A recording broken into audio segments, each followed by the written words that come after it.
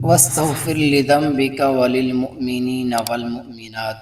صدق اللہ العظیم۔ حضرت عبداللہ بن عباس رضی اللہ تعالی عنہما فرماتے ہیں، سرکار دو عالم صلی اللہ تعالی علیہ وسلم نے فرمایا، مرنے والے کی کفیت قبر کے اندر اس شخص کی طرح ہے جو ڈوبنے والا ہو اور فریاد کے لیے پکار رہا ہو۔ جیسے ڈوبنے والے کو اس بات کا منتظر ہوتا ہے کوئی اس کا ہاتھ تھامے اور پکڑے، اسے سہارے کی ضرورت ہوتی ہے، اسی طرح دنیا سے جانے والا شخص بھی اس بات کا منتظر ہوتا ہے کوئی اس کے لیے دعا اور دعائے مغفرت کرے۔ والد ہو، دوست احباب ہوں، عزیز و اقارب ہوں، جب اس دنیا سے چلے جاتے ہیں تو وہ دعا کے منتظر ہوتے ہیں۔ جب انسان اس کے لیے دعا کرتا ہے وہ دعا اس تک پہنچتی ہے اور اس کے بدلے اللہ رب العزت انہیں اجر و ثواب عطا فرماتے ہیں۔ اور زندہ آدمی کی دعا مرنے والے کے لیے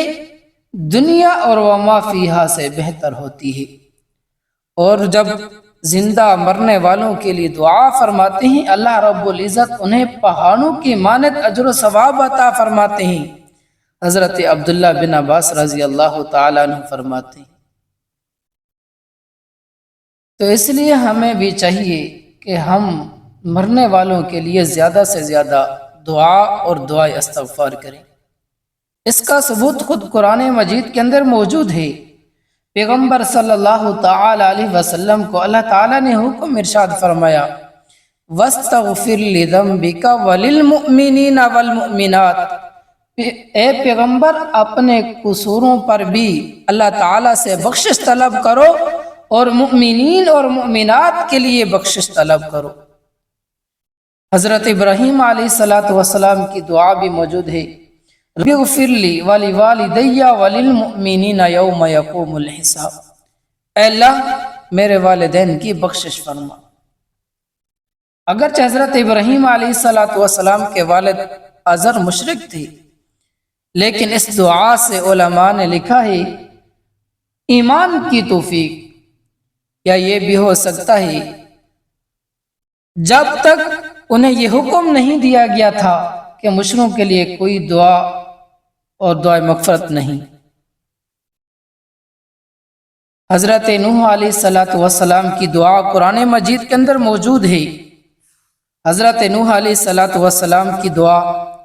رب اغفر لی ولوالدی ولمن دخل بیتی مؤمنا وللمؤمنین والمؤمنات، اے اللہ میری اور میرے والدین کی بخشش فرما، اور اس شخص کی جو ایمان کی حالت میں میرے گھر میں داخل ہو اس کی بخشش فرما، اور تمام مومنین اور مومنات کی بخشش فرما۔ ان آیات کے ذریعے یہ ثابت ہوتا ہے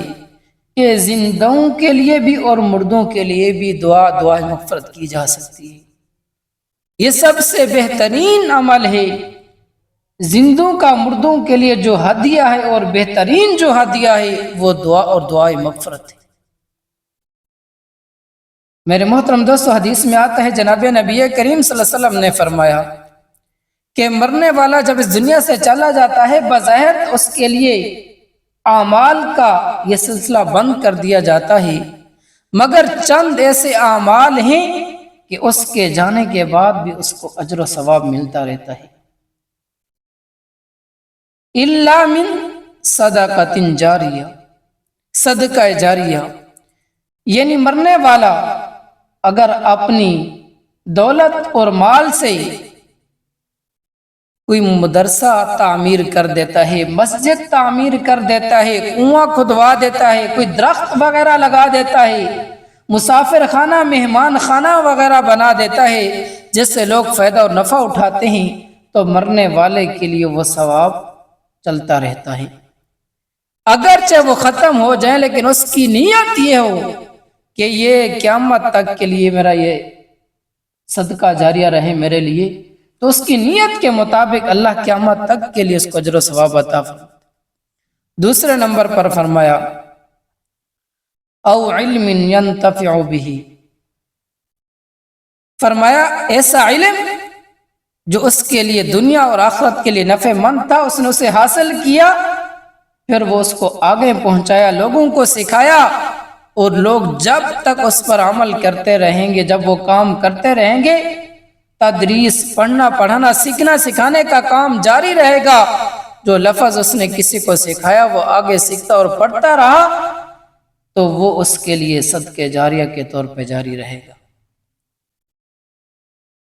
تیسرے نمبر پر فرمایا او ولد صالح، فرمایا نیک اولاد۔ جب انسان اپنی اولاد کی صحیح معنوں میں تربیت کرتا ہے، وہ اس کے پیچھے دعا، قرآن، صدقہ خیرات کرتے ہیں، جب خود اس کی اولاد کرتی ہے یہ سونے پر سہاگا ہے، تو ان کا یہ ایصال ثواب کرنا، یہ عمل کرنا، یہ اس کے لیے صدقہ جاریہ رہ جاتا ہے۔ اگر چاہے وہ اس دنیا سے چلا جاتا ہے، اس کا نامہ اعمال کا سلسلہ بند ہو جاتا ہے، لیکن اسے ثواب ملتا رہتا ہے۔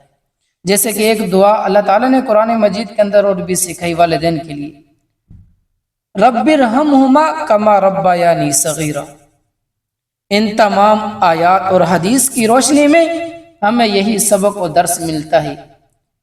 کہ ہم اپنے عزیز و اقارب، والدین، دوست، احباب کے لیے دعائے مغفرت کرتے رہا کریں۔ اسی طرح ایک اور حدیث میں آتا ہے، ایک شخص آیا پیارے پیغمبر صلی اللہ علیہ وسلم کے پاس، فرمایا اللہ کے رسول، میری والدہ اس دنیا سے چلی گئی اور اسے موقع نہیں ملا مجھے وصیت کرتی، اگر اسے موقع ملتا تو وہ مجھے صدقہ خیرات کی وصیت کرتی۔ فرمایا اللہ کے رسول، اگر میں اس کی طرف سے صدقہ خیرات کر دیتا ہوں، آپ مجھے بتائیں تو اس کو اس کا ثواب پہنچے گا؟ اللہ کے نبی نے فرمایا جی ہاں، اس کو اس کا ثواب پہنچے گا۔ اس لیے میرے عزیزو، جو ہمیں ہمارے اساتذہ ہیں، ہمارے والدین ہیں، دوست، احباب، ہمارے چاہنے والے جو تھے دنیا میں، وہ اگر اس دنیا سے چلے گئے تو ہمارے زندوں کے لیے، ان کے لیے جو بہترین ہدیہ ہے مرنے والوں کے لیے، وہ دعائے مغفرت ہے۔ آج سے اہتمام کریں۔ آخر میں یہ پیغام بھی دوں گا، انہی دنوں میں ہمارے مشفق اور بہترین اسلاف میں سے، اسلاف کی یادگار پیر ذوالفقار احمد نور اللہ مرقدہ، جو اس دنیا سے تشریف لے گئے ہیں، خصوصاً ان کے لیے بھی دعائے مغفرت کرتے رہنا چاہیے۔ اللہ تعالیٰ ان کا فیض ساری دنیا پر جاری اور ساری فرمائے، اور خصوصاً اپنے تمام اساتذہ اور والدین کے لیے اللہم اغفر لنا وارحمنا ولوالدینا ولاساتذتنا ولجمیع المؤمنین والمؤمنات والمسلمین والمسلمات الاحیاء منہم والاموات، لا الہ الا انت سبحانک انی کنت من الظالمین، وصلی اللہ تعالی علی خیر خلقہ محمد وعلی آلہ واصحابہ واہل بیت اجمعین، آمین برحمتہ۔